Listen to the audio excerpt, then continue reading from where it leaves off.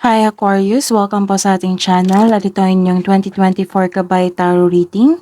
Please be reminded that this is general reading po, so maaari kayo magka-relate o hindi. Just take what resonates. Gamitin ang reading na ito bilang gabay lamang. Balik po kayo dito bukas para sa ating daily Kabay Tarot Reading. Please like, subscribe, and click bell button for notification para po updated po kayo sa daily tarot reading natin. Para po sa gustong magpa-reading, maaari nyo pong makuhang link na sa description box po ito. Message nyo lang po ako sa messenger. Maraming salamat po.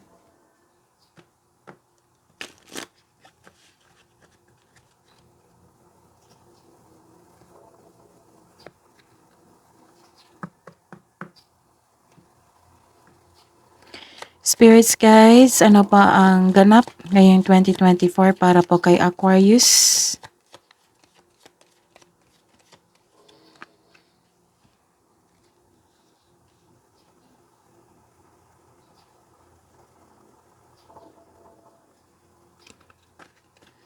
Okay, you're sharing your kindness to everyone. Aquarius. Aquarius ngayon 2024, Spirits Guide.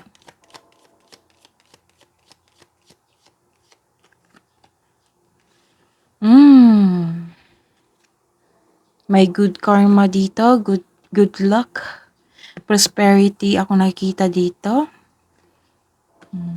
Nagkaroon ng happiness. Ano pa po ang ganap or mensahe niyo po para kay Aquarius ngayon 2024 Spirits Guide? Okay, may maranasan kayong sadness dahil sa pagkawalan or ng isang bagay, tao, or may naalala kayong nagdulot ng trauma sa inyo. Aquarius 2024. Wow. May prosperity dito and abundance, wealth and finance. Ang ganda.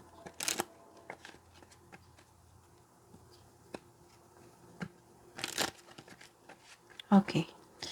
Ano pa po yung parating para po kay parating ngayong 2024, ngayon 2024 para po kay Aquarius. Spirits Guide, parating po, mensahe or ganap. Aquarius.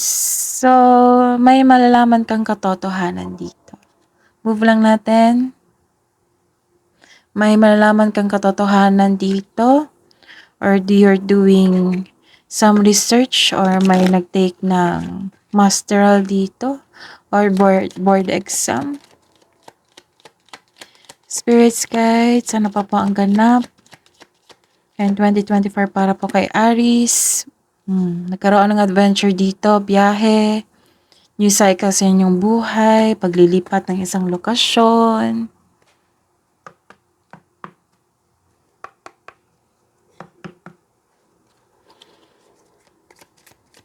Spirits guides, January 2024 para po kay Aquarius.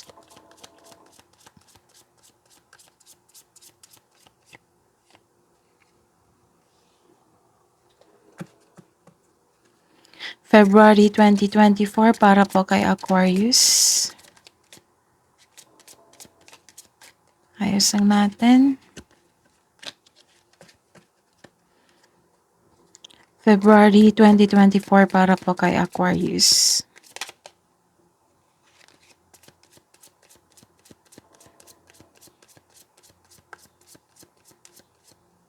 February.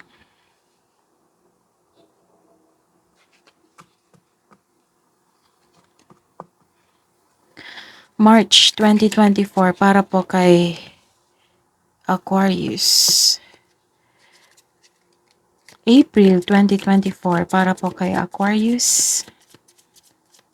Spirits Guide.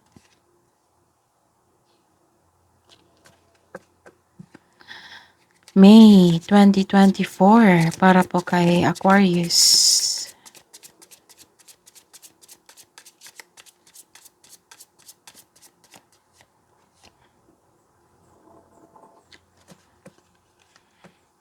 June 2024 para po kay Aquarius.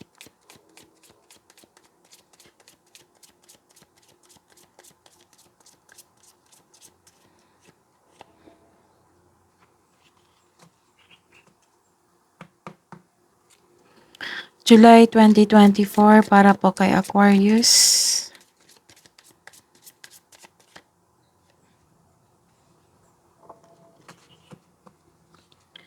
August 2024 para po kay Aquarius.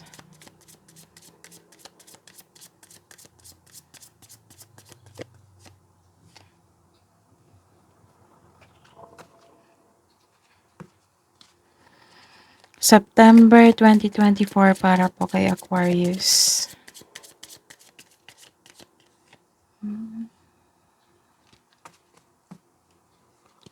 October 2024 para po kay Aquarius, Spirit Sky.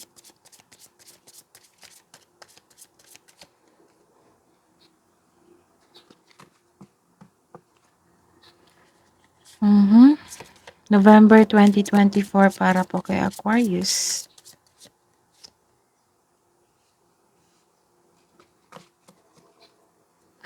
December 2024 para po kay Aquarius.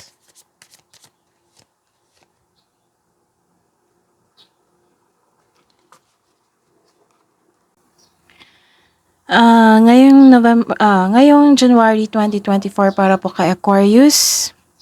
Okay. Nagkaroon ng katotohanan dito. May nalaman kang katotohanan, clarity, or may manlolokong tao dito. So, may naulit na naman problema na nagdulot ng trauma sa inyo ngayong January 2024. Ayaw mong alamin kung bakit ito naulit. So, sabi po ng cards dito na bigyan ng atensyon, hanapan ng solusyon upang sa gayo'y maiwasan ito. Maaring ito sa inyong buhay pag-ibig at sa inyong buhay karera at sa kaperahan. Ngayong February 2024, okay, nagkaroon ng delay sa inyong pag-aantay sa bagay man, sa tao. Nagkaroon din ng hesitation dito eh. So, nagkaroon ng disappointment dito. You felt defeated, you felt disappointed kasi nagkaroon ng delay. Delay sa plano, delay sa parating na pera, bagay o tao. Nagkaroon ng hesitation dito para gawin o gawa ng aksyon ng inyong plano o proyekto. Marahil naghahanap ka ng timing po o nabigo ka na noon. Kaya naging wise po kayo. Ilan sa inyo ayaw mali sa comfort zone? So, this card asks you to be confident at magkaroon ng pasensya ngayong February 2024. Build a solid plan na magkaroon ka ng confidence at alamin mo kung ano ang pumipigil sa inyo. So, take risks. We need to move out from our comfort zone.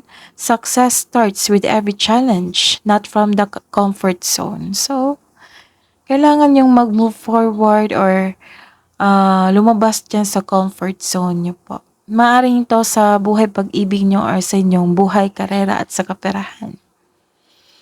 Okay, ngayong March 2024 para po kay Aquarius, nagkaroon po dito ng pagdududa sa isang tao.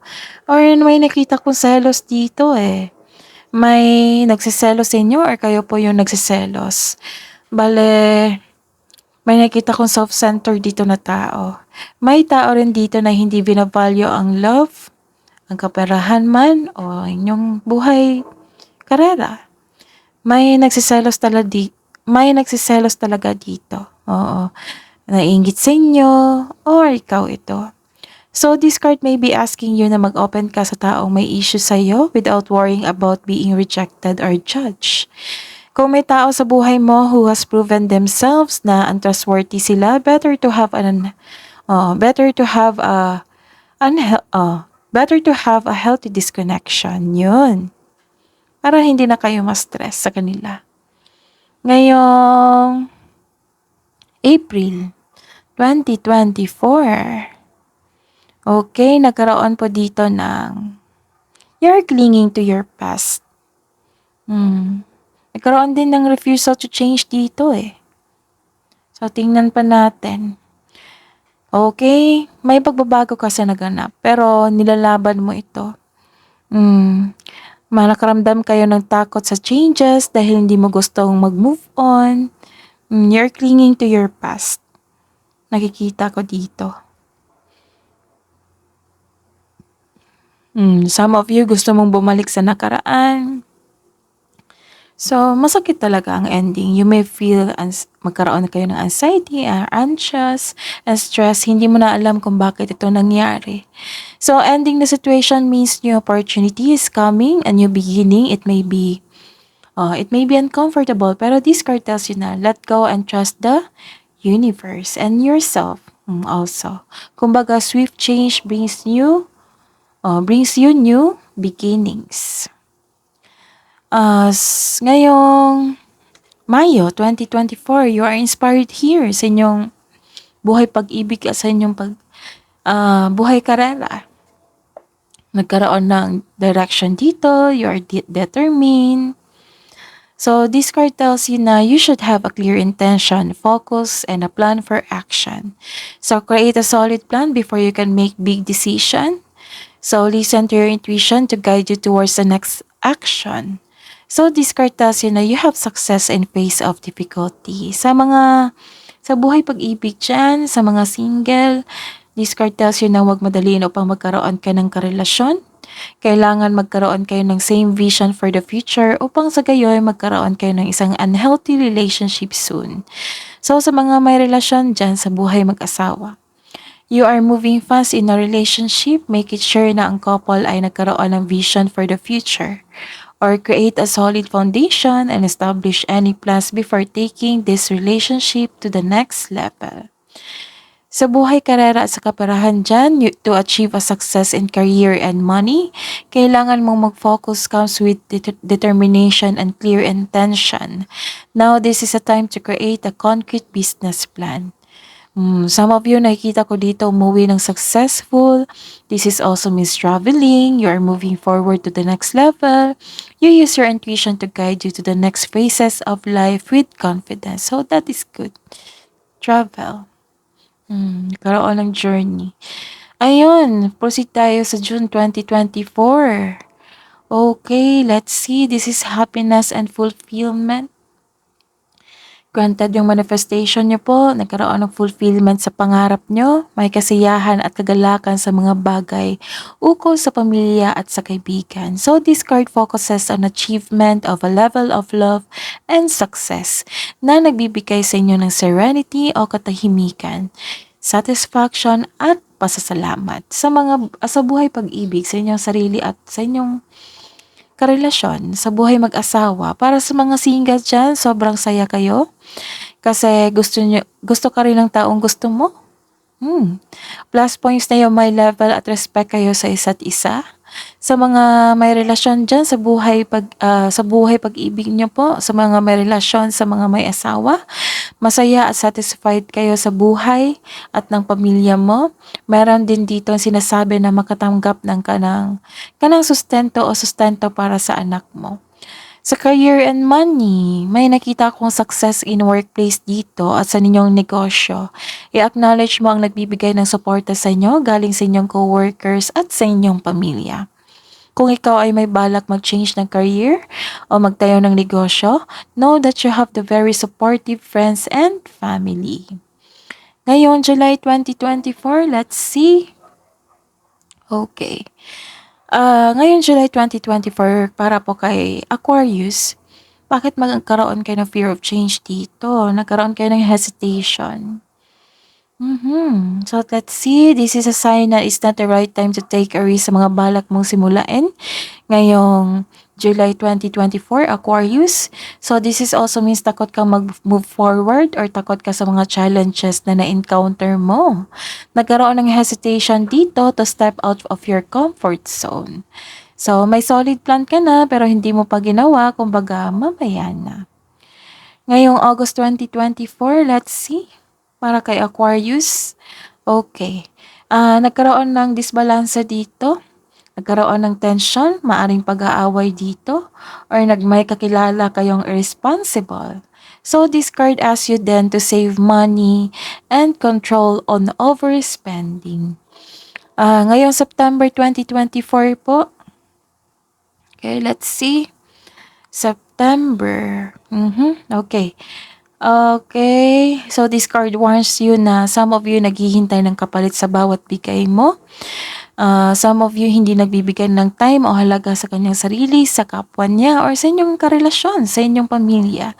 Nagko-report kayo ngayon dito. Kasi nagkaroon ng overspending dito sa August nyo. So, ngayong September 2024, okay. Ngayon, September 2024, nagko-report kayo. May problema din kayo na may utang sa inyo na hindi nagbayad or hindi kayo nakabayad sa inyong utang. So, watch out po. Okay. So, ngayong September, what I meant is October.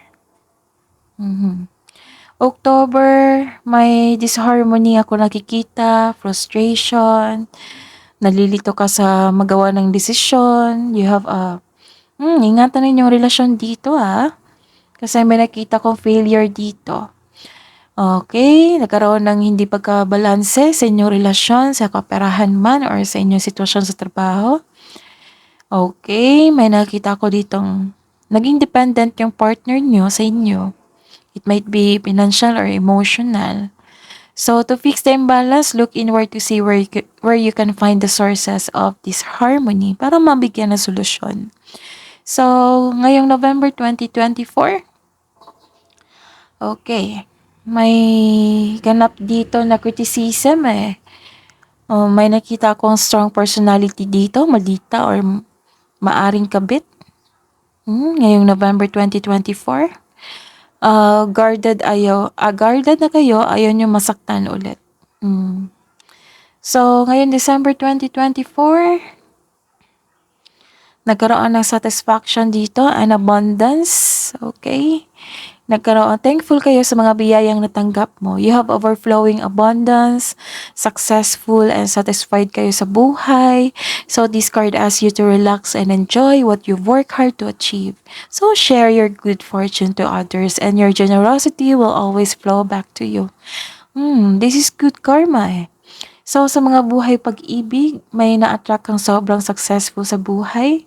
Sa mga single dyan, masaya kayo may na-attract kayong taong sobrang successful sa buhay, masaya at ready na siya sa pumasok sa isang seryosong relasyon. Sa mga may relasyon dyan sa buhay mag-asawa, love and happiness overflow. Sobrang satisfied kayo sa relasyon nyo ngayon, December 2024. Kaya deserve nyo mag-relax at enjoy. Sa career and money, may natapos kayong proyekto, sobrang saya nyo, satisfied kayo sa naabot nyong completion po. Sa mga may trabaho, expect a recognition for a job well done or may nakikita rin akong promotion dito. So, follow your intuition. Following intuition and honoring your ideas will lead you to increased prosperity and abundance. So, may ganap talaga prosperity and abundance dito. That is your reading po. Aquarius, ngayong 2024. Please like, subscribe, and click bell button for notification para po updated po kayo sa daily tarot reading natin. Maraming salamat po.